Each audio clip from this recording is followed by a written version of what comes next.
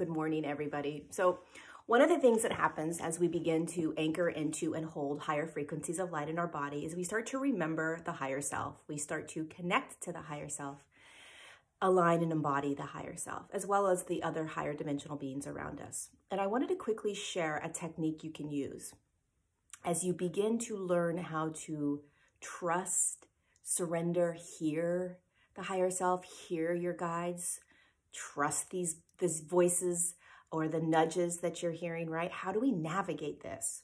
Because remember, we are standing in a very dense frequency. And so remembering how to be energetic beings can be challenging. The higher self is an aspect of you that is energy. And you are all energy in here, right? And so when you start connecting to higher self, it's energy connecting to energy, right? Same with any other higher dimensional consciousness or being. It's energy connecting to energy. So the way you communicate, the way you connect, the way you align is all energetic. So you're remembering how to be an energetic being, which means the ego and the personality, the physicality of communicating goes out the window. And so you have to now learn how to communicate telepathically, basically, right? That's what's happening. You are learning to telepathically communicate with these aspects of you and these higher dimensional beings. The way you telepathically communicate is there is a channel that moves through your body, which is designed to move energy through. So when your higher self, which is basically stored or hanging around at the 8th energy center, right? It's always moving through your body, right? But it is a higher frequency than the physical body. So until your body is able to completely embody the higher self, a lot of the actual frequency of the higher self is going to feel outside of you. Okay, that's what embodying the higher self means. It means that your frequency inside your body starts to increase to a frequency that can now hold and merge with your higher self. So the higher self and your light within your body merge together, and then you start being the higher self throughout your day. It's as if you are both the ego personality and the higher self navigating your world. But until that embodiment, it's going to feel like the higher self is sort of distant, right? Because it's over here. And then, of course, the higher dimensional beings are in different realms, are in different dimensional realms outside of you. And so when they communicate and the higher self, it's an energetic frequency or pulse. That's how they communicate, and it moves into your channel. When it moves into your channel, it gets dissected by you, right? And a lot of times when the higher self and these guides speak to you, it sounds like your own voice. The reason that is because it's filtered right through the mind. It's filtered right through the brain. It's filtered through that system. And we hear it.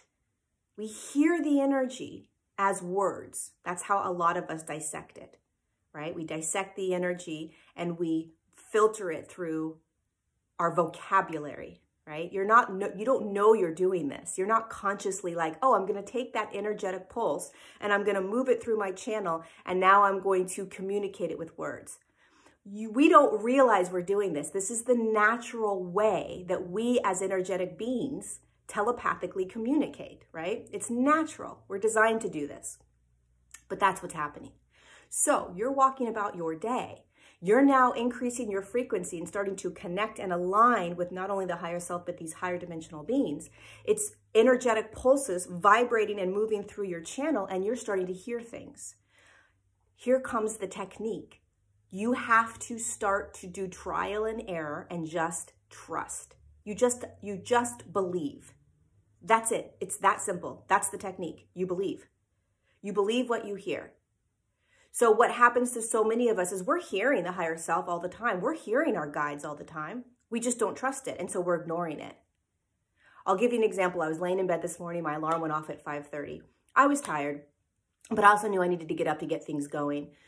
And it was around 6 o'clock. I had pushed snooze many times, and my ego, which is filtered through duality. The ego is vibrating in a third dimensional field right now. So it is in duality.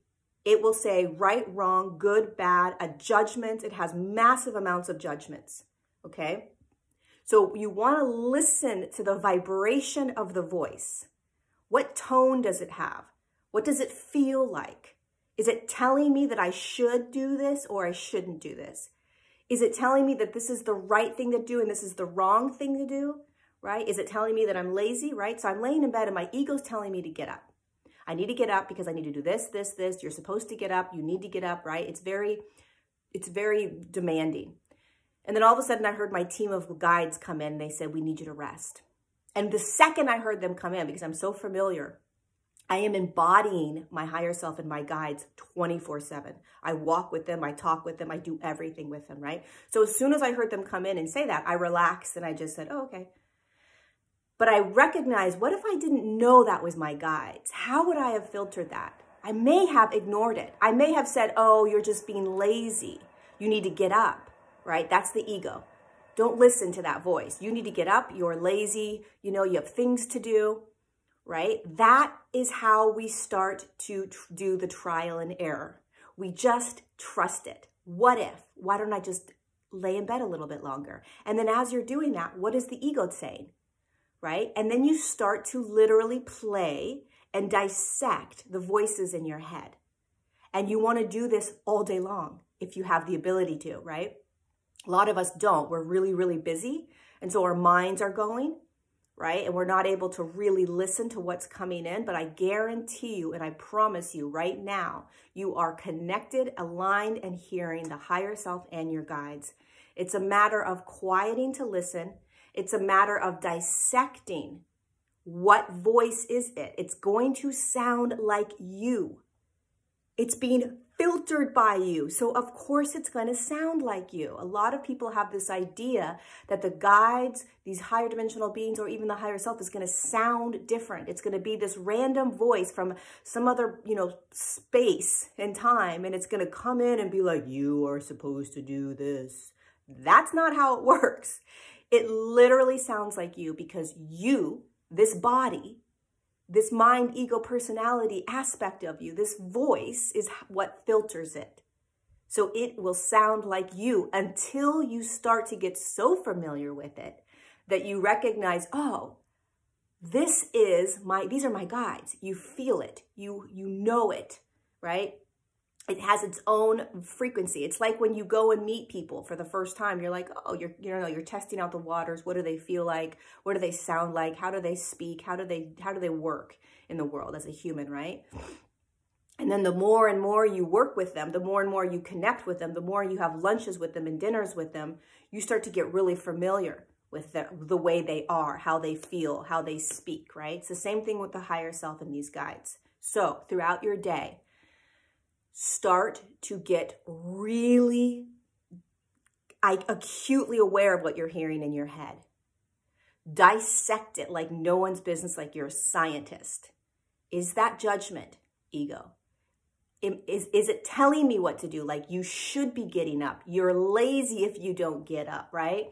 Or is it just blanket statements? The higher self and your guides will give you loving blanket statements, meaning go for a walk, rest, start to write, start to journal, go for a car ride, go on that trip, call this person, start this course. There's no emotion attached to these statements, right? Other than pure love. That's it. So that's how you want to start to play and dissect this. Is it a blanket statement? We need you to rest. Okay. Right? Blanket. No should, no shouldn't, no right, no wrong. It's just a statement. So start to trust. Start to play. What if? Trial and error. That's what my guides are telling me. Just tell them that it's trial and error. You have to start to play in this instead of saying, I can't hear. I can't hear. Yes, you can. Why don't you just stop for a moment, quiet the mind, and just trust and listen to what you're hearing. The mind chatter can get so loud that it's really difficult to hear, okay? So start quieting the mind by just sitting for a moment and doing nothing. That's the best way to quiet the mind. Now, the mind chatter might still go, obviously. It's really hard to stop the mind. But if you dedicate just sitting, turn the radio off in your car, just drive without any music. My guides always have me do this. Turn the radio off. Turn the radio off. All the time, turn the radio off. Why? Because we want you to just listen. Okay? And then it sounds like my voice, right? It sounds like me talking to me. And then I start navigating it and I start recognizing what that energy feels like, what that voice feels like. Okay, I hope this was useful. I could continue to talk forever, seriously. But I hope this was useful. Trial and error, dissect the voices. It's going to sound like you, but they're going to have different ways of speaking, so to speak. And the more you do this, the more you will be able to feel the difference between the ego, the higher self, and your beautiful guides. I love you.